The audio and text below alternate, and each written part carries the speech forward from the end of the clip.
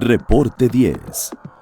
Entrevistas y comentarios con los personajes de la política, la economía, la sociedad, la cultura y el deporte que inciden en la vida de quienes habitamos en la península.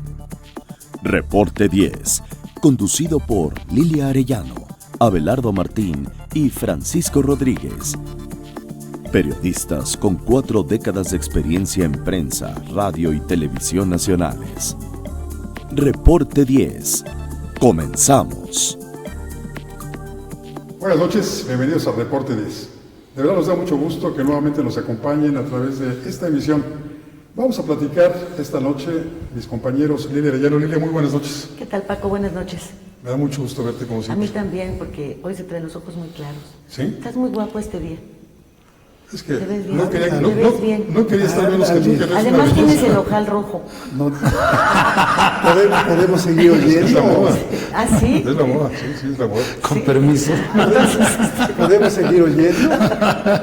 Vamos. Y también está aquí con nosotros Abelardo Martín. Mi compañero Buenas Abelardo noches. Martín, buenas noches, Buenas Abelardo. noches. Muchas gracias. Don Abelardo, Un con honor, esa como seriedad. siempre, participar con mis amigos y compañeros y con invitado de lujo.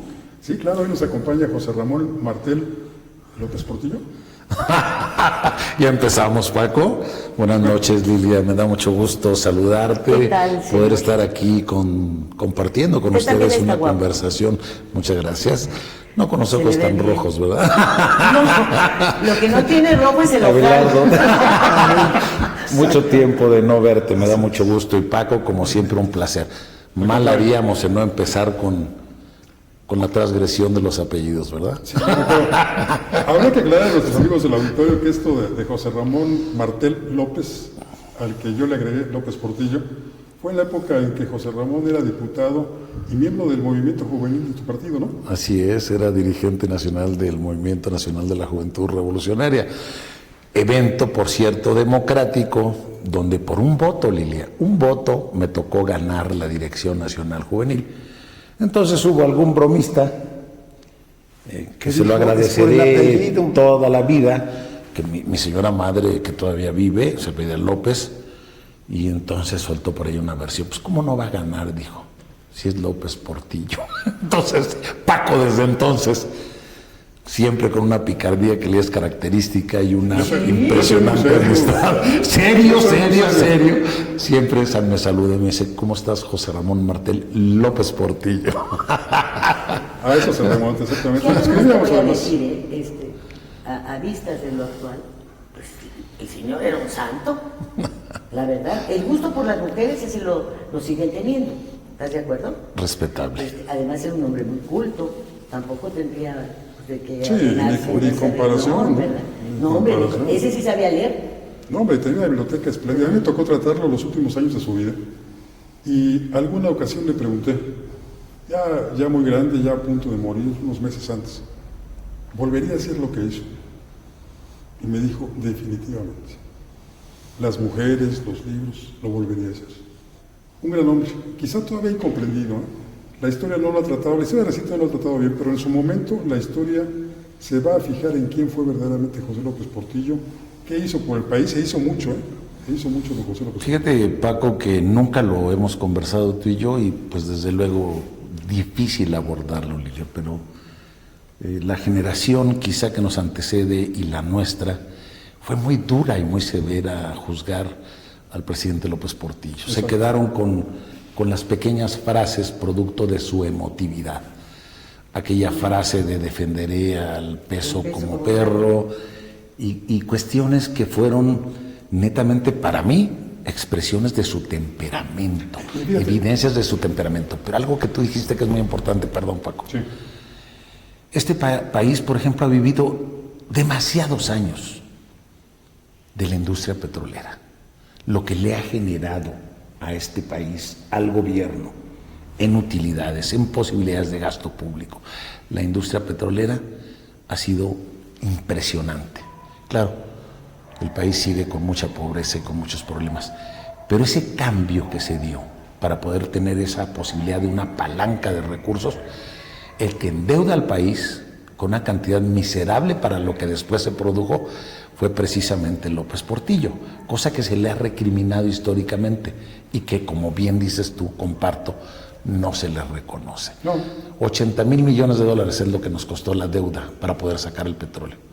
¿Y cuánto del petróleo ha sacado este país para poder lograr ya su transformación que no se ha alcanzado? Así No, es. pues nada más hay que verlo, el número de ricos que se hicieron a partir de la industria petrolera, aparte de la ilusión que como país tuvimos de por fin haber llegado a la posibilidad del despegue, y no solamente del despegue económico, sino del despegue educativo, en salud, en servicios, ¿sí?, en acceso a mercados internacionales a los que antes nunca habíamos soñado. Y con aperturas importantes, porque recuerda que es en ese sexenio cuando Castro viene a México. Y entonces también se enmarca una política, se reafirma una política exterior mexicana que era de orgullo. Y por otra parte también es la primera ocasión que viene un papa al país. Y López Portillo actúa de una manera republicana, no obstante que sus creencias, muy en lo íntimo, muy en lo personal con su familia, eran totalmente católicas. Y cuando va y lo recibe al aeropuerto, el acto es totalmente republicano y se despide de él diciendo, lo dejo con su feligresía y su jerarquía. Y se repite. Bueno, y si ahora hiciéramos una comparación de la Colina del Perro con las propiedades de las que gozan nuestros mandarines, sin necesidad de llegar a la presidencia, pues hay una injusticia brutal. No, bueno, yo creo que ha sido evidente, si quieres hablar de tiempos actuales, que si algo tiene desprestigiado al quehacer político es precisamente las evidencias de aquellos que confundieron la vocación de servicio con la vocación de servirse, ¿no? Y ahí tienes los casos de quienes inclusive en este momento están empezando a ser enjuiciados y que yo creo que va a ser inolvidable para ustedes y para mí. Pues debe haber varios o muchos, pero fíjate, algo que me llamó, no sé si les impactó. La sonrisa del señor que estaban extraditando de Guatemala. ¿Qué reflejaba su sonrisa cuando le dijeron que se venía para México? ¿Cinismo? ¿Presunción de impunidad? ¿Predicción de impunidad?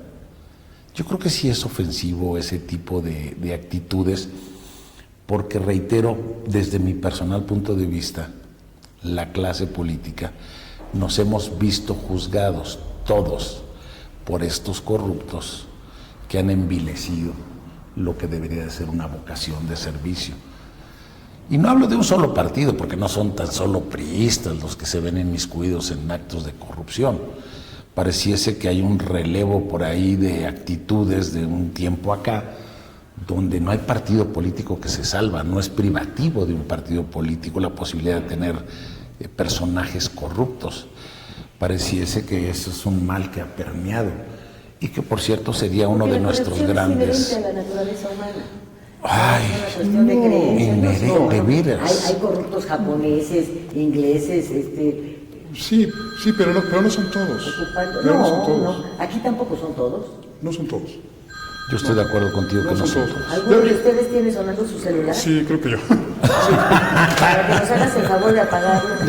Y así no tendríamos que mandar a corte, ¿verdad? Es una llamada de atención. Sí. Tocaste uno de los temas, yo creo que en el ánimo y en el disgusto de la población. ¿Por qué? ¿Cómo es que llegamos hasta donde estamos en materia de corrupción? ¿Tú cómo la ves? Y sobre todo, ¿cómo salimos? No cómo entramos, sino cómo vamos a salir. Yo creo que es muy apasionante, diría, más que interesante, el reto que tenemos quienes todavía queremos recuperar la credibilidad en el quehacer político como, repito, una vocación de servicio. Y yo creo que la oportunidad la vamos a tener nuevamente en el próximo proceso electoral. Y yo digo una cosa con toda mi convicción desde el fondo de mi alma. Se nos ha insistido mucho en las viejas teorías que hemos escuchado y hay presuntos prohombres de la patria que hablan que primero el programa y después el hombre. Le digo, hombre, eso ya pasaba hace 50 años. Lo decía Reyes Heroles. Y no ha pasado absolutamente nada, porque el día que lo estaba diciendo ya estaban, por cierto, el 22 de septiembre ya estaban destapando al entonces precandidato a la presidencia de la República. No, yo creo que hoy más que nunca, catálogo de buenos propósitos es lo que le sobra a la gente. Lo que se va a evaluar en mucho en los próximos procesos electorales es la historia de vida y la credibilidad del candidato hombre o mujer a un cargo de elección popular. Que su vida sea analizable por qué ha hecho, dónde ha estado y analizable por de dónde proviene su modo de vida y cómo vive esa vida honrada en la medianía de un ingreso económico que le debe de dar su trabajo. Para mí va a ser fundamental, fundamental. Oye, y agregar a todo esto que tú dijiste que me parece excepcional, el estado físico y el estado mental del aspirante. Difícil de calificarlo, pero ¿a qué te refieres con estado físico y mental? El físico sí, el estado mental. de salud, el estado de salud. Luego nos enteramos de que el actual presidente, por ejemplo, pues puso durante 10 años un tratamiento de tiroides. Y lo hizo para aparentar que estaba en completo estado de salud, que era sano completamente. Pero cuando está en la presidencia va y se opera, una operación muy tardía que le ha provocado severos daños físicos y espero que no mentales.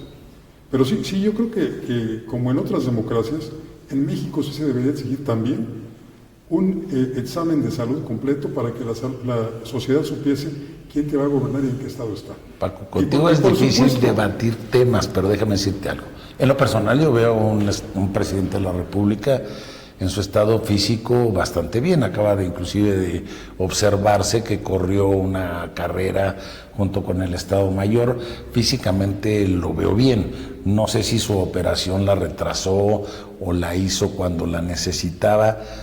No creo, en lo personal, no creo que el estado físico pudiese ser un impedimento para el bien hacer en cuanto al actual presidente de la República, que yo lo observo bien. Tuvimos presidentes con migrañas espantosas que les impedían gobernar y que dejaban todo en manos de su secretario de Gobernación. López Mateos y Ordaz.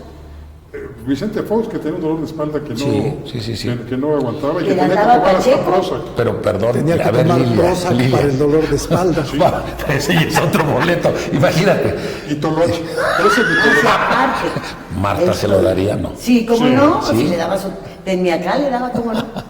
¿Cómo ustedes creen que Teniacá, así se llama.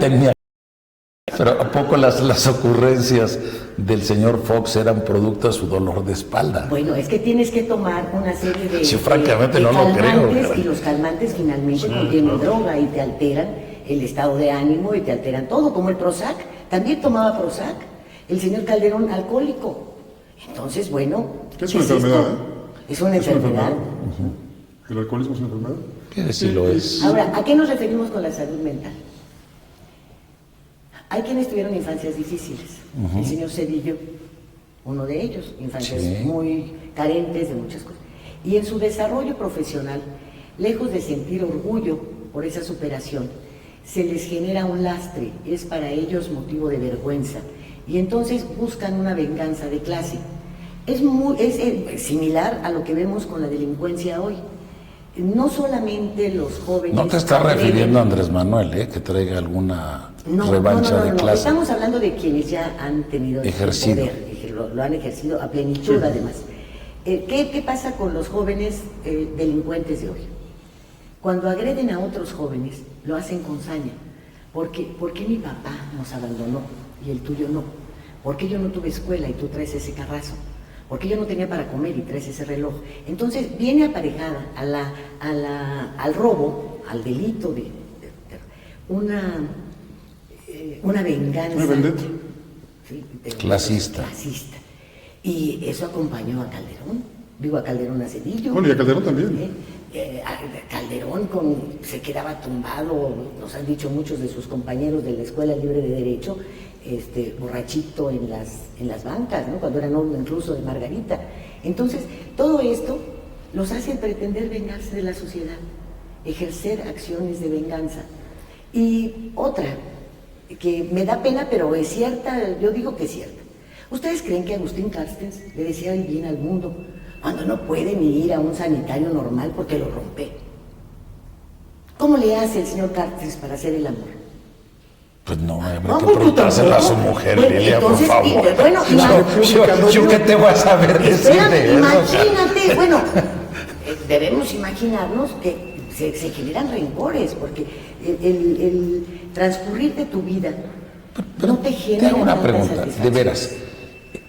El físico del señor Carstens y su posibilidad o imposibilidad de ir a un baño similar a nosotros le impiden que colabore y lo haga bien como se le juzga en el mundo, inclusive en No, México. en el mundo se le juzga muy bien, pero imagínate todos los tarjetavientes que cada vez ven incrementados los intereses de sus tarjetas que usan para comprar los útiles de sus hijos, se los le ve muy zapatos. bien. Oye, no. Se le ve muy bien, pero Tendría las que cúpulas, pensar en otras en las cosas. cúpulas financieras, las que manejan el dinero, ahí se le ve muy bien. La sociedad no lo ve bien. Las grandes mayorías no lo ven bien. Estás Y no- tocando y no por otro su problema de físico, fondo, Y no Paco. por su físico. Es que no todo por esto su es físico. fondo. A ver, hay una cuestión que es un hecho y que yo creo que vamos a coincidir. Inclusive podríamos estar generando más riqueza de la que estamos generando en este momento en México, pero es inequitativa la redistribución de la riqueza y en el punto que tú tocabas y que comparto totalmente. Hay jóvenes, hay adultos con falta de oportunidades, con falta de poder tener un ingreso que les permita satisfacer sus necesidades, que ese que tú llamaste rencor social hasta por el yo tengo menos de lo que tú tienes, te pueda crear un estado de ánimo beligerante hacia otro miembro de la sociedad. Es cierto que en este país, imagínate, con 60 millones de pobres, tenemos que hacer que la tendencia cambie. Pero yo quisiera compartirles también, para ponernos también, aparte de analíticos, quizá propositivos. Yo les digo que a veces hacer el diagnóstico de nuestros problemas a todos nos puede resultar de alguna manera fácil, quizá porque o lo vives cotidianamente, o lo lees, o te enteras a través de los medios de comunicación, de la pobreza, de la miseria, de la falta de oportunidades. Y el asunto, estamos en un momento que es crucial para nuestro país, para nosotros, para nuestros hijos, que es, ¿y qué vamos a hacer? Los diagnósticos ya los hemos escuchado, ya sabemos cuáles son nuestros problemas, el punto es cómo lograrlo. Fíjate, hubo un viejo lema, Paco, en el cual no he vuelto a escuchar algo similar. Hubo aquel lema que decía, la solución somos todos. Y tal parece que en este país tenemos que reaprender, Lilia, convoco, reaprender a qué podemos hacer juntos el colectivo que vive en esta nación para poder tratar de hacer que la nación salga adelante y no verlo como el problema ajeno.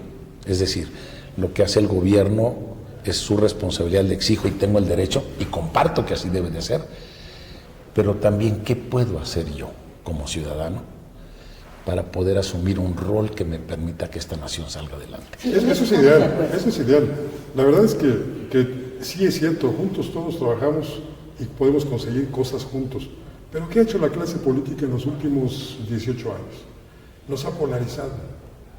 Le echan la culpa a un personaje de izquierda, le echan la culpa a un personaje de derecha, que llegó de manera espuria, que no, que aquel, que... Y la sociedad se ha polarizado. Así es. Entonces, Así es. hoy, por más convocatorias que haya, por personajes de toda ralea, la sociedad no se va a volver a juntar. Tenemos que empezar a trabajar en eso.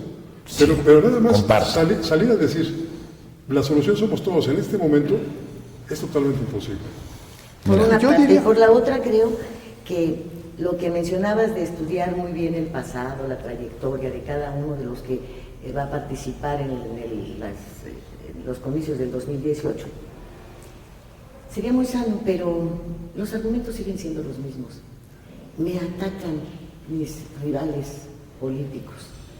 Yo no lo hice, yo no estoy inhabilitado, yo no tal. Bueno, hay quienes hasta dicen que viven en la misma casa que tenían hace 40 años, Claro, ¿verdad? sí. Entonces, eso sí que es difícil de creer. Hay personajes que podemos dar los nombres, pues yo no tengo ningún problema. Enrique Jackson nunca ha tenido ni siquiera una paletería. ¿Y cómo es posible que le declarara a la revista Caras que, bueno, pues él fue un niño descamisado que habitaba una casa de paredes, techo y piso de lodo, y que, bueno, pues hoy su auto es Ferrari, la marca de sus corbatas Hermes, viaja al extranjero, y todo hecho en la política? Pues Entonces, cobraba $1 millón como asesor de Javier Duarte, ¿no? imagínate. Digo $1 millón, perdón, Sí. $1 millón. Vamos entonces a estudiar, que me parecería un ejercicio extraordinario, incluso para no vender tu voto, para no cambiarlo por una despensa. Analizar todo esto, el pasado, ver qué han hecho. Desde luego. Ahorita viene, por ejemplo, la reelección de los alcaldes. Y sabes que no hay leyes para eso. A Que ver. no han dicho todavía.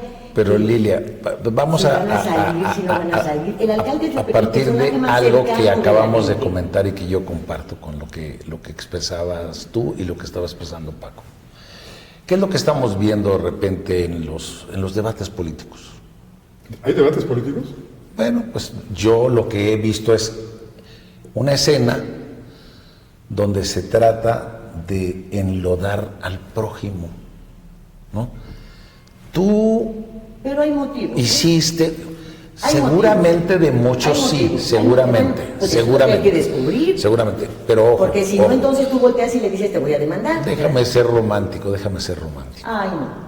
Sí, quiero ser No, hombre, romántico. las circunstancias del país no están para Bien, romanticismo. sí, claro que sí, hay que Si volver quieres a una soñar. serenata. Hay que volver a soñar en que podemos ser mejores. Y te voy a decir por qué. Si en las próximas campañas, en las del año que viene o en la del año que viene, la presidencial, lo que vamos a tener es nuevamente una guerra de lodo, qué triste tener que elegir entre lo menos peor, porque pareciese que de eso se trata. De eso se trata. No todo de el elegir tiempo. entre quién es la persona que creemos que puede gobernar bien la Pero es un nación. fenómeno exclusivo de México. Tú Sí, ves estoy de campañas acuerdo, políticas estoy en de todo el acuerdo. mundo y todas son campañas Sí, de la de lodo. Trump y Hillary. Pero tenemos eso- el derecho eso como cae. ciudadanos a exigir y decir, oye, no me vengas a decir que tu mayor mérito es que eres menos sucio que la señora o menos sucio que el señor. Que- Quiero o escuchar de ti qué es lo que piensas hacer con cada uno de los problemas que todos sabemos que hay que enfrentar. ¿Cómo vamos a hacer de esta política social asistencialista en que nos metió un señor y se volvió la competencia? Empezamos con el 65 y más, esa es mi percepción, y después desde el gobierno federal, durante 12 años, se dedicaron a yo doy más, yo doy más, yo doy más. Comenzó con solidaridad de Política. Salinas, ¿no? Yo creo que ese era un programa muy diferente, con todo respeto, Paco. Solidaridad Pero acabó- era un pero acabó programa el que se reparto. parecía mucho al tequio, oaxaqueño. Tu gobierno pones una parte, yo comunidad pongo otra parte. Y yo te digo porque yo lo practiqué en pleno Distrito Federal Pero siendo tenía una intencionalidad delegado de política, gobierno. a tal grado que Carlos Salinas pensó en algún momento que el PRI se convertía en el Partido de la Solidaridad muy al estilo de Carlos Boquilla. Lo llegué a escuchar, para que no te digo que no, sí lo llegué a escuchar. No lo vi que lo empezaron a tratar de operar, pero al igual que tú lo llegué a escuchar. Pero, ojo, El gran ejemplo era Chico. ese sí es un programa, desde mi particular punto de vista, llámenles como le llames, donde se buscaba la suma de tu comunidad que demandas, yo gobierno, y cómo podemos hacer una sinergia para solucionar un problema. Cuando tú te dedicas a competir en la política asistencialista, lo que te vas a dar cuenta es que no hay recurso que nos alcance. Todo es dar. Le damos a las madres solteras, le damos a la tarjeta rosa, le damos a la azul, le damos a la verde. Espérame tantito. No nos va a alcanzar la bolsa. Debe haber un cambio, y un cambio radical. Y el cambio radical es tratar de crear una política social participativa. O sea, volver a la vieja teoría. Imagínate, si no soy romántico, no me des pescado, enséñame a pescar. Pero- ¿sí?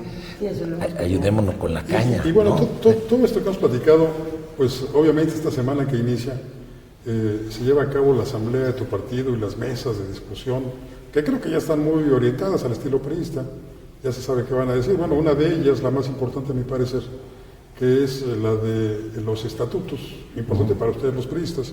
A mí se me haría más importante la de visión del futuro, que es lo que nos ofrecen los priistas, porque los priistas y muchos otros políticos solamente hablan de problemas de los políticos, no de los problemas de nosotros, que somos los gobernados. En este contexto, todo lo que nos has venido platicando es lo que tú plantearías a tu partido. Nosotros hemos estado primero planteando quiénes somos nosotros, primero cabría o valdría la pena decirlo. Hace muchos años, cuando hablábamos de cuando nos conocimos Paco y yo. Ahora sí me voy a reír de veras. Cuando nos conocimos Paco y yo creo que época más o menos en que te conocí también. Sí. Éramos productos de una militancia que venía desde la organización juvenil. Nos hemos reunido todos quienes, o tratamos de reunirnos, muchos de aquellos que fuimos dirigentes de la organización juvenil, en una corriente que se llama Alianza Generacional. Por cierto, porque yo soy un convencido que ni los jóvenes son poseedores de toda la verdad, ni los viejos somos todos poseedores de la verdad, o los mayores, ni tampoco desechables, ni los unos ni los otros. Este país lo que ya necesita también para funcionar es una alianza generacional. Y en eso ha habido equivocaciones, y muchas, y muchas. Así es. De manera que al reflexionar sobre el momento en el que está el país y la posibilidad de que vamos a tener de realizar una asamblea nacional, lo que nos ha ocupado es dialogar y debatir sobre por qué está el quehacer político como está, sobre cuál es el juicio de la ciudadanía y la razón del juicio de la ciudadanía por el descrédito que tenemos, y qué es lo que queremos proponer en nuestras mesas, que más que solucionar problemas única y exclusivamente internos, tenga que ver con los problemas de la sociedad. En lo que ponemos en la mesa, no es lo que ustedes ponen en las mesas. Claro. En lo que los ciudadanos ponemos en la mesa de la casa para comer. A veces ponemos café. Y muy pocas veces lo importante, los anuncios comerciales. Enseguida volvemos. En un momento regresamos a Reporte 10.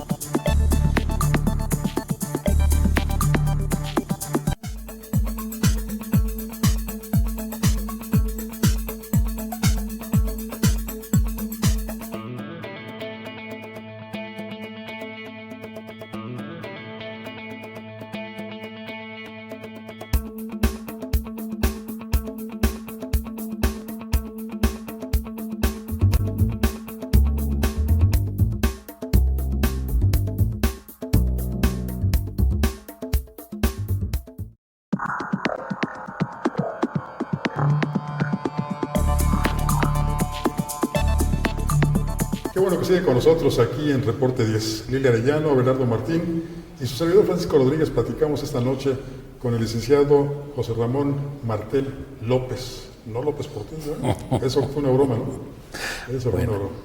Platicábamos, Paco, que se viene la Asamblea Nacional la próxima semana. Prácticamente las mesas temáticas se van a desarrollar el 9 y 10, y el 12 vamos a tener nuestro gran evento. ¿Qué es lo que ha estado planteando Alianza Generacional? Que les decía yo que es un grupo de militantes priistas que tienen experiencia y que han tratado de diagnosticar qué es lo que está sucediendo en este país.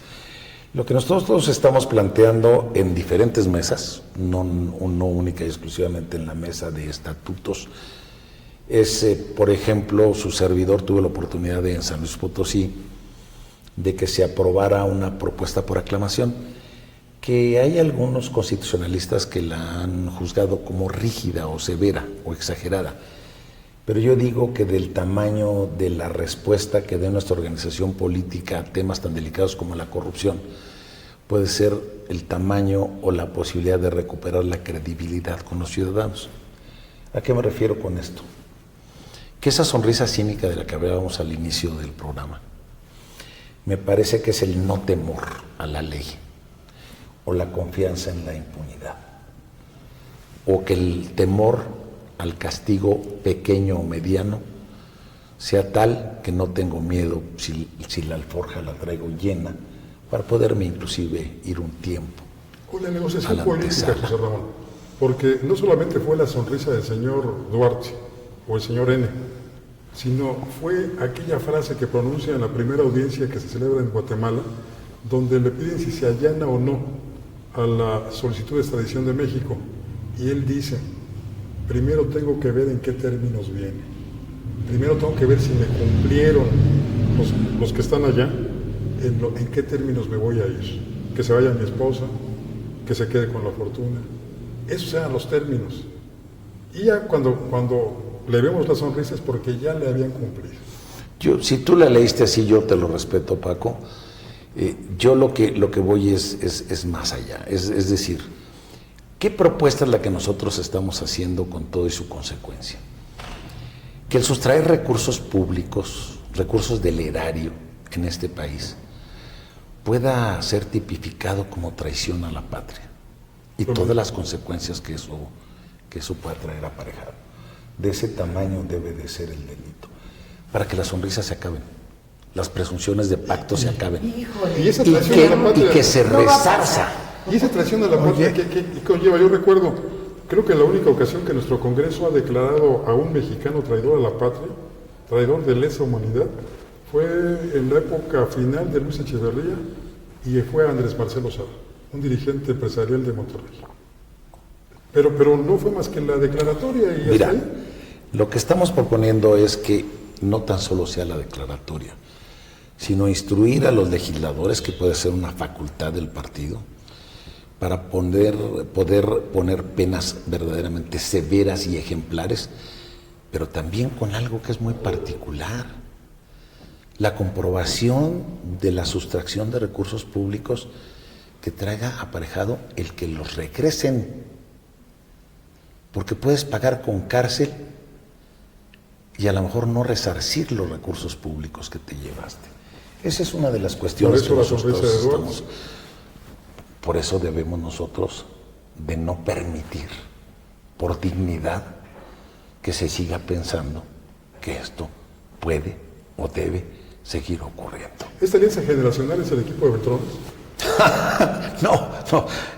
Manlio es un militante del PRI que yo respeto, pero la alianza generacional es la lealtad de un grupo de hombres a su partido, que está, no sé si se puede decir aquí en su programa, pero que estamos hasta la madre de ser juzgados. Se puede decir porque estamos Que hasta la todos somos iguales cuando algunos creemos que no somos merecedores del calificativo de generalización. Pero hay una responsabilidad. ¿Cuál es la responsabilidad? Una responsabilidad de pertenecer a un partido político en donde la corrupción se hizo una forma de trabajar. Y ahí está, y era a donde yo quería retomar. Tú dices, en las elecciones del año que entra, y acabamos de pasar un proceso electoral en varios estados de la República. Sí. La percepción generalizada de la población es, hubo un robo, ¿sí? Nos la volvieron a robar. Y ahí están los datos, 80% del PRI rechazado en el Estado de México, 20% de aceptación del gobernador en turno, Erubiel Ávila, y gana el PRI.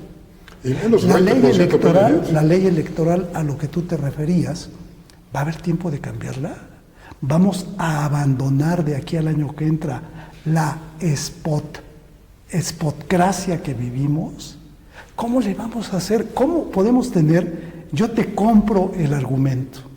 ¿Cómo le vamos a hacer para de veras creer que va a haber un cambio? Déjame primero platicarte mi vivencia como militante. Yo vivo en el Estado de México, vivo en Naucalpan. Soy presidente de mi seccional. Y te digo que estás equivocado. Yo en mi colonia, ganó Morena Naucalpan. Yo en mi colonia, en mi sección, ganamos la elección para el PRI. En la sección, no en el distrito, ni en el municipio. Lo que pasa es que entonces te reitero una cosa. Tienes una vecina morena, ¿no? También tengo una vecina morena, sí. Jade Kolpolevsky. Es mi vecina, efectivamente. Que además es muy inteligente. Está usted muy bien enterado, don Paco. Así es. ¿Tú me la presentaste? ¿Así? falto de memoria. pero a lo que me quiero referir es, de que tenemos que ser hombres que... O sea, dejamos pasar lo del Estado de México. No es que dejes pasar. No pasó nada. Tenemos que creer en las instituciones y tenemos que creer que el triunfo en el Estado de México se dio. Yo te hablé de mi vivencia personal. Si a mí me dices no ganaron, yo te digo sí ganamos. Bueno, sí. Sí ganamos. Es tu vivencia personal y mi convicción, y tu convicción como de que ganamos. Me parece muy bien y que defiendas a tu partido. Y de que que no ganamos en Nayarit es evidente. Porque mira, en esta vida hay que aprender a reconocer cuando pierdes, pero también pedir que te respeten cuando ganas. No puedes pedir eso en el caso del Estado de México cuando todos fuimos testigos del desfile del gabinete regalando de todo. Cuando todos fueron a dar despensas, estufas, todo lo que encontraron. Ojalá hubiera ido a dar, fueron a coaccionar el voto. Si nada más hubiera sido un regalo por un regalo, pero fue una coaccionar el voto. Porque mis impuestos no son para que anden regalando, ni el señor Ruiz Esparza televisiones, dice que por una... Es que era un business, analógica. Seguramente todos ustedes... No tienen derecho. Y todo este desfile de funcionarios que vimos, de todo el gabinete metido en las elecciones del Estado de México, no puede hacer ningún triunfo plausible, ni considerado correcto, ni nada que se le parezca. Éticamente. Si esta fuera creíble, si esto fuera una constante del gobierno federal preocupado por los jodidos de todo el país, porque no nada más son los del Estado de México, son los de todo el país, bueno, pues sería una práctica más, pero no lo es. No lo ha sido nunca. O debemos esperar para el 2018 lo que pasó en el Estado de México. Yo creo que hay dignidad en el elector. Yo no creo que al elector se le compre la conciencia. Tú puedes intentar. Que sí hubo todo esto. Intentar. Hay elementos para anular esa elección. Pero es difícil comprarle la conciencia. Un grupo de jóvenes. No, hombre, a los del TIFE, a los del INE. Un grupo de jóvenes de la pero universidad. Si la tienen a la venta, al remate. Un grupo de jóvenes de la Universidad Nacional Autónoma de México, de la ENEP Acatlán, hizo un trabajo que Abelardo y tu servidor tuvimos la oportunidad de comentarles. Publicaron un libro titulado ¿Por qué vendo mi voto? Y fue un estudio levantado en el Valle de México. Y efectivamente, como tú dices, a la gente no le compras la conciencia ni la dignidad. Pero el país se ha encargado de mantener en la pobreza a la mayoría para poder llegar al momento electoral y poderles comprar el voto a cambio de una despensa. Es por hambre, no es por falta de conciencia. Y por la desvalorización de la democracia, del concepto de democracia. ¿Y dónde se... Que no la valoro tanto que te vendo mi voto. Recuperemos esta última parte de lo que se está comentando a partir de lo que es la democracia, que por cierto la tenemos muy bien definida en el tercero constitucional. Democracia no nada más es perder y ganar elecciones. Sí, claro, de acuerdo. La verdadera democracia es algo en lo que debiésemos de trabajar de mejor manera. La democracia es un sistema de vida basado en el constante mejoramiento social, cultural y económico de la gente. Esa es la verdadera Cada vez hay democracia. menos presupuestos para cuestiones escolares, para cuestiones de salud. Entonces, esta administración se ha encargado de hacer recortes presupuestales precisamente en los rubros en donde está el constante mejoramiento de la sociedad. La educación, la salud, la alimentación. Esto no es una democracia entonces, Al menos no lo ha sido los últimos años. Mira, quizá los cuatro, me atrevo a decir, somos y fuimos educados en la escuela pública. ¿Sí? Eso es parte de la democracia. Todavía en este país existe, afortunadamente, a pesar de lo que se dice, se rumora y a veces quizás se piense que se actúe, una garantía para que todos los mexicanos podamos estudiar en la escuela pública. Y eso es parte de una democracia que tiene las suficientes escuelas y los suficientes maestros para poder proporcionar educación. Oye, acaban de lanzar un bono educativo de 7,000 millones de pesos para favorecer a la constructora Presidencial Liga, que es la que tiene el contrato para mejorar los planteles educativos de todo el país. No, y habría que ver también, y siguiendo tu mismo argumento, efectivamente, la posibilidad de ascenso social en los 50 o quienes nacimos en los 50 era Menos mucho mayor, menos infinitamente mayor. Es a lo que mucho yo mayor, iba. mucho mayor que la posibilidad de ascenso social de quien estudia en una escuela pública en este momento. Y el mejor ejemplo está en de dónde salen los funcionarios que tenemos el día de hoy. A ver, De escuelas públicas. vámonos por partes primero. Imagínate, Lidia, si yo no voy a creer. Ladies first. Como dijo el del Mira, cuento. sin que sea así añoranza, pero si las escuelas públicas conservaran el estatus en la que yo me eduqué, esto sería espléndido. Porque para empezar, y tenemos que reconocer, muchos de los de nuestra generación no sufrieron retraso mental, no tienen enfermedades, gracias a los desayunos escolares. A desayunos escolares que eran muy completos. A desayunos escolares que la maestra era la que determinaba quién tenía la capacidad de pagar 20 centavos por un desayuno completo y quiénes había que dárselos gratis. Y no había de que me voy a llevar unos para mi casa, ni nada de esto. Teníamos patios para practicar deporte. Teníamos un maestro de deportes o una maestra de deportes.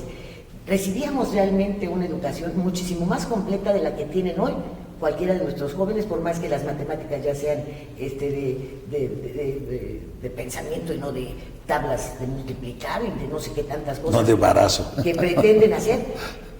Si fuera esa la que tuviésemos, sería extraordinario. Extraordinario. Nosotros terminábamos secundaria y estábamos en posibilidades, si no había dinero en casa, de poder ejercer un oficio, porque en secundaria te enseñaban belleza, cocina, carpintería, electricidad, electricidad, o sea, ya podías irte de chalán. Sí. Bueno, las fueron sustituyendo por estos ahora escuelas con oficio que no les funcionaron. Retiraron los desayunos escolares y los hicieron solamente para algunos sectores y se convirtieron después en todo un negocio. Oye, ¿qué es esto? No, teníamos libros de texto con una hermosa portada que era nuestra patria. Impresionantemente se la quisieron hermosa. quitar, ¿no? Hermosa. Bueno, entonces, ¿hacia dónde hemos ido? No digas que tener escuelas es maravilloso. No lo es. En las condiciones en las que estas se encuentran, no hay baño para maestras y maestros. No hay. Tienen que recurrir al de los alumnos. Así que si alguno se portó mal y tiene una infección, ya los pobres niños la van a pagar. No hay bebederos. Nosotros podíamos beber agua. Los niños en las escuelas de hoy no. El deporte se los enseñan. Pero si nos está las cobrando, reglas del juego. ¿Nos está cobrando el gobierno $1 por litro de refresco para poner bebederos? ¿Qué no lo ha hecho? No. Sí, tampoco eso. Tampoco eso. Entonces, digo, A ver, Lilia, mira, no puedo más que compartir lo que acaban de expresar. Te quiero reiterar algo. Dije yo, los 4 seguramente somos hijos de escuela pública. Bueno, unos piensan que somos hijos de otra cosa, pero bueno, también. Espero que no te vayas con esa impresión de nosotros. También. Yo quisiera compartir algo que es profundo en lo que estás comentando, en lo que tú estabas aseverando y que seguramente no tenemos ninguna diferencia en la opinión. Nosotros vivimos una época en la que, para ponerlo en palabras muy llanas, quienes venimos de ser hijos de estratos sociales de muy escasos recursos, tuvimos y hemos tenido la oportunidad de ascender. Y quizá una de las grandes posibilidades del ascenso fue la educación. Pero y te hablo yo, no ignoro yo el caso de Enrique, que hace un momento lo comentabas, pero a mí no me da pena decirte que mi padre pues vendió periódicos cuando fue joven, de que me llegó a platicar, que ya falleció, que vendió plátanos en la calle, pero que después tuvo la oportunidad, por cierto, tuvo que emigrar de Tancanwitz, que es un municipio enclavado en la Sierra Huasteca Potosina, porque ya no había nivel educativo más que la primaria. Y se fue del pueblo, y se fue a San Luis Capital, porque allí es donde estaban las escuelas, la secundaria. Y riquísimas. Y ahora ya habrá... De las 12 que habría que diferenciar, las de las Huasteca y las de la capital. Ya habrá educación secundaria ahí en ese pueblo. Ya hay. Ojo con lo que estás diciendo. Eso es lo precioso.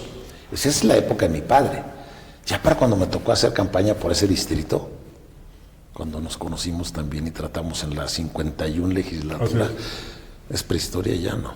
Sí, no, es historia, ¿verdad? Es historia. Estamos en la 64 ya, ¿no? Cuando los perros amarraban los salchichas. Ya cuando yo fui a hacer campaña, ya había escuela secundaria, ya había escuela preparatoria.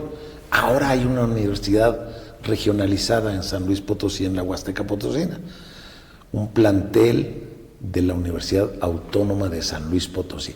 Y de donde es mi madre, que es del Altiplano, que era exactamente el mismo problema de un pueblo que se llama Salinas del Peñón Blanco, que se dice que es el ombligo de la República Mexicana.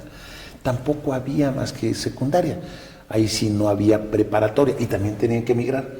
Ahora hay otro plantel para el altiplano de la Universidad Autónoma de San Luis Potosí. Estos no fueron construidos hace 20 años, ni hace 30 años. Estos dos planteles universitarios fueron construidos recientemente. Pero sí comparto con ustedes que el ascenso social no ha sido el mismo, quizá desde la época de los 80s hasta los 80s, donde era más fácil y era mayor el ensanchamiento de la clase media de lo que en estos tiempos se está dando. En estos tiempos tal pareciese que lo que se está ensanchando es la pobreza. Entonces, no, y es un hecho. De que hay que cambiar en el modelo económico para hacerlo más redistributivo, eso es innegable. Es innegable, se tiene que lograr. Y más nosotros que hemos sido producto de una generación que lo vivió de diferente manera. Pero que está muy consciente de lo que es el todo. Y que también en ese sentido, vuelvo a la Asamblea Nacional, nosotros estamos planteando que tenemos que en nuestra propuesta de visión de futuro, hacerla transitar por un replanteamiento de la política económica en materia de redistribución y de generación de oportunidades, no para regresar a esos tiempos, sino para ponerlos en el carril de las posibilidades del ascenso de la gente en lo económico, en lo cultural y en lo social. Y también en los estatutos, vamos a hablar de eso también. ¿Qué PRI ves tú en el 2018? Mira, o sea, un PRI que se ve con una terrible disyuntiva. Primero, un PRI que tiene que reconocer que los 4,5 millones de votos que ha perdido en los últimos procesos electorales deben de llevarnos a una lectura rápida, que es la pregunta: ¿por qué la gente ha dejado de votar por nosotros en esas entidades y en esta proporción? Y el primer problema que se diagnostica es que hay una imagen en mucho de que hemos gobernado, porque no me puedo evadir de que son miembros, o ahora ya expulsados, fueron miembros de mi partido, muchos de los hombres que más han desprestigiado el quehacer político. No son todos, repito, y ni es patrimonio del PRI, pero tenemos que reconocer que hay muchos priistas que se vieron, o que fueron priistas que se vieron y han visto envuelto en problemas de corrupción. ¿No identificas que es una generación podrida de gobernadores? Casi todos los que fueron gobernadores cuando Enrique Peña Nieto gobernaba el Estado de México están metidos en problemas. Todos problemas muy similares: problemas de corrupción, problemas de ineficiencia política, problemas de falta de atención y solución de los problemas.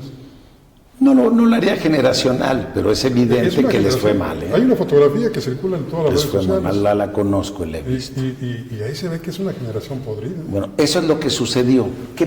¿Cuál es el PRI que avisoras para el 2018? Pues las posibilidades de autocorrección y de replantear los compromisos sociales ante la gente van a estar mucho en esta Asamblea Nacional. No se trata de quienes quieren simplificar, que si cortas dedo, si no cortas dedo. Es algo mucho más profundo, mucho más profundo. Oye, ¿y les van a mandar un extranjero? ¿Qué es un extranjero? Bueno, alguien que no es de su tierra, de su terruño, de su partido. Yo quiero decirte algo a ti y a todos quienes en este momento nos están viendo, pero acompañado y muy bien acompañado de mi querido amigo y de ti, Lilia, que mucho respeto. Yo soy uno de los que cree que no hay que temerle a la posibilidad de tener un candidato simpatizante No va a ser la hora sentada en el partido O sea, no hay periodistas capaces. la que te Tienen haga. tener Sí hay, pero eso no puede ser limitativo. Eso no puede ser limitativo. También no tienes por qué voltear para analizar a miembros de la sociedad, inclusive en el servicio público, para poder definir que pudieses tener un candidato no militante, derivado de que sea una persona honesta, honorable, capaz y eficiente. Arriba todavía aquello que dijo alguna ocasión Carlos San González, que para ser papa se necesitaba ser cardenal y no obispo. Pues mira, yo creo que los tiempos te demandan que para poder gobernar lo que necesitas es tener capacidad y sobre todo honorabilidad y concepción de para qué debe de ser útil el poder. Y eso no es privativo ni de un partido ni de los miembros de mi partido. A mí sí me parece sana la apertura del PRI, porque esto evita que candidatos que se iban a ir por la línea independiente en un sistema atrapado por los partidos, pues pudieran ser considerados. Sí, que ahogan los independientes. ¿No? Que porque los ahogan, entonces podrían hacer su salida y tratarse de ciudadanos dignos de la confianza. ¿El Bronco candidato? No, Mira, no tiene por qué estar, yo creo. ¿Mancera candidato? Mira, yo creo que ellos están haciendo su lucha y su Pero del planteamiento. PRI, no. Habría que preguntarle a los no leoneses cómo evalúan al Bronco en el ejercicio de su gobierno. Habría que preguntarle a Mancera si realmente va a querer aspirar. Por mi partido yo no veo que ni ellos se acerquen, ni que tampoco nosotros estemos pensando No, Castañeda ya no es candidato. en ese No, tamaño. pero si quisiera. Yo lo que coincido completamente es que el talento no es privativo de un partido y que el nuestro debe estar abierto. Por cierto, sus estatutos, no es debatible ya ese tema, ¿eh? Ya los estatutos del partido prevén que si en un momento dado vas en una coalición, puedes llevar un candidato que no es precisamente militante de tu partido. Coalición. ¿Podemos abordar ese tema que es bien interesante? Disculpa que te interrumpa, pero tenemos que ir a un corte. Ahora volvemos. ¿Volvemos, Lilia? Sí. No devolvemos, volvemos. No, sí. Volvemos. En un momento regresamos a Reporte 10.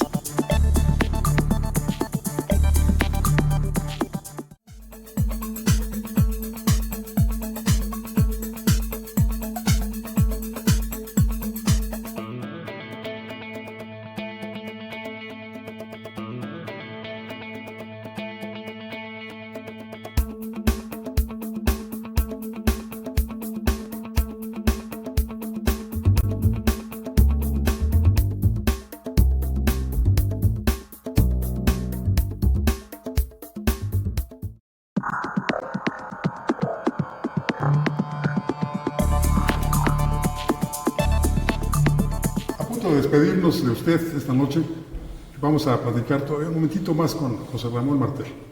¿Querías decir algo, José Ramón? Yo quiero invitarlos a que nos volvamos a reunir si se puede, pero que nos quedemos con un tema que es importante e interesante para este país. A ustedes que les interesa su país y su nación. Hoy escuchamos hablar de alianzas.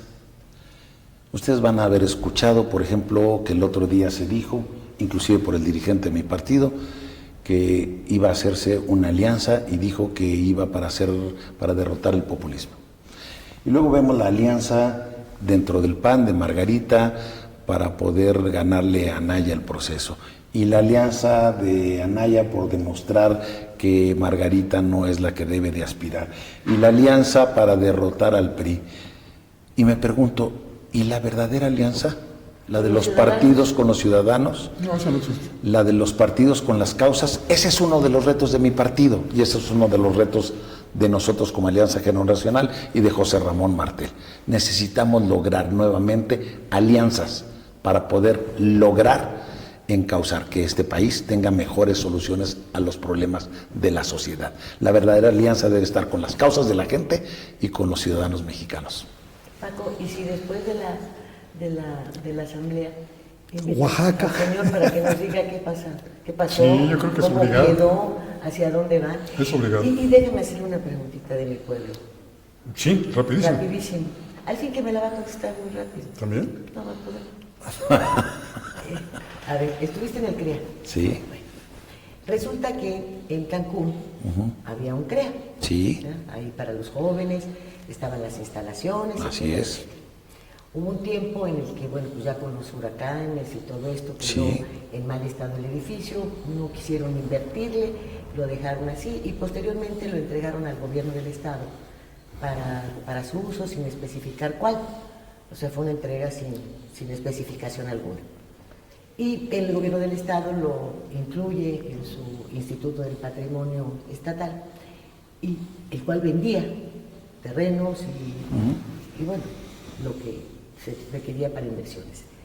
Y decidió vender esto a un particular. Se alega si el costo fue correcto, si no fue correcto. ¿Qué pasa en estos casos o qué es lo que debe hacerse si había un destino para un determinado inmueble, para un predio, pero si además se hacen las cosas sin tener pues claros los objetivos de para qué lo entregas, etcétera, y después todo eso que no metiste lo consideras ilegal? Yo creo que en primer lugar debe haber algo de ilegalidad en eso y hay que averiguarlo. Esa institución y ese terreno del que hablas, que era precioso, era precioso el inmueble. Es que no me dejaste terminar.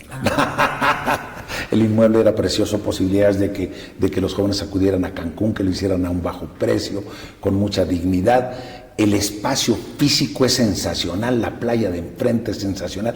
El terreno adjunto también era propiedad del CREA. Nuestra administración termina con el presidente de la Madrid y llega la administración del presidente Salinas. Acuérdate que el CREA ahí desapareció para dar curso al Instituto del Deporte, o no recuerdo en este momento precisamente cómo se llamaba. Ignoro cómo fue la transmisión primero hacia esta institución de aquel que le decían Don Galleto, que fue muy buen caminante, hombre, que ganó una medalla de plata o de oro, el bigotón de Nuevo León. Lo que yo ignoro, le perdí la huella jurídica de qué sucedió cuando la institución cambia de CREA a Instituto del Deporte y qué sucedió legalmente si primero se hizo esa transmisión, porque debe ser a todas luces ilegal que una propiedad que estaba destinado para los jóvenes y para la atención de los jóvenes se haya vendido a un particular para su uso y beneficio. No, pero es que antes el CREA lo abandonó, o sea, ya no había CREA. Déjame platicarte, por favor, déjame platicarte. Vino un huracán en el último año del ejercicio de gobierno, con estudiantes de la Universidad de Mérida, de Yucatán, que no de Quintana Roo, nos ayudaron a rehacerlo lo más que pudimos porque no teníamos recursos económicos para hacerlo. Había lanchas que se habían incrustado en el segundo y en el tercer piso. Todo eso hicimos hasta donde pudimos. Se acabó ahí la administración. No supe más qué sucedió con esas instalaciones. ¿Qué grave es esto? Porque el discurso de los políticos, y también lo escuchamos hace un momento de José Ramón Martel, es las instituciones. Y la situación endera y las situaciones queda de manifiesto en este ejemplo. Desaparece el CREA, se crea otra institución,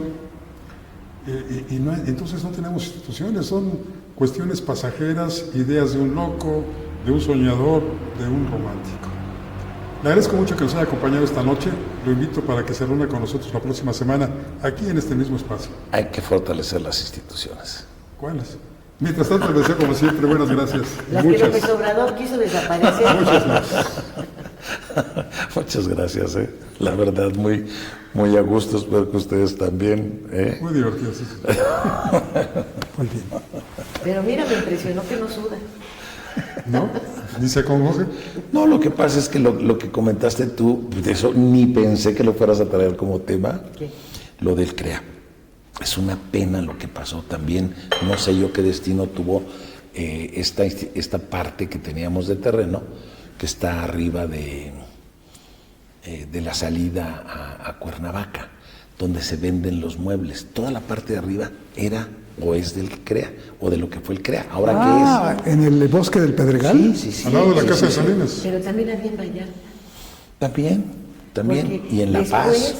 Después se pensó, algunos sindicatos pelearon estas propiedades, yo no sé frente a quién, porque si ya no había crea, pero sí buscaron hacer ahí escuelas de gastronomía, fundamentalmente. En el caso de Cancún, pues la CROC, que era el sindicato de gastronómicos, ahí quería poner su escuela. Pero realmente es esta ambición por hacer negocios nada más. El caso de la playa El Mirador, como la vende Fonatur y después tiene que regresar cientos de millones de dólares. Oye, pero te escuché con mucho interés el tiempo que definiste de la venta. Dices que fue hace meses. 8 años. No, 8 años. 8 años, perdón. 8 años. Y Gobierno de... 8 años fue el traspaso del gobierno federal al Estado. Y 2 años después la venden. Y apenas hace 4 años formalizan la operación. Qué impresionante. O sea, sí fue por etapas para ver si Oye, había hermosa la reacción. playa una de las más bonitas de Cancún. Pero además ahí estaba Menabrito, un señor ya mayor, al frente del cuidado de esto, y los muchachos se divertían sin mota y sin alcohol, y habrán metido algunas anforitas, pero nada que les fuera a ocasionar así una borrachera. Y no causaban daños adentro de la propiedad. No, muy respetuosos. Pues ahora sí, muchísimas gracias, José Ramón Martel. Gracias. Te veremos pronto. Pronto. Después de la asamblea vienes y nos platicas Con todo gusto. el éxito o el fracaso. Ay, esto no lo estábamos grabando, Paco. Sí, claro que sí. Todo, Buenas noches. todo se graba. Buenas noches. Muchas gracias, buenas Qué noches. bárbaro. Gracias, José Sí, Ramón. nuevamente, gracias a usted. ¿Y qué tal si se me sale una mala razón? Por supuesto que no te salió ninguna, eres incapaz de decirles. Soy Francisco Rodríguez, buenas gracias, muchas noches. Ahora tiene usted a la mano más herramientas informativas para que emita su propia opinión. Comuníquese con nosotros, aporte sus comentarios y sugerencias a los correos y redes sociales que aparecen en su pantalla. Mientras, le invitamos a sintonizar Reporte 10 la próxima semana, a la misma hora, por esta señal que siempre va contigo.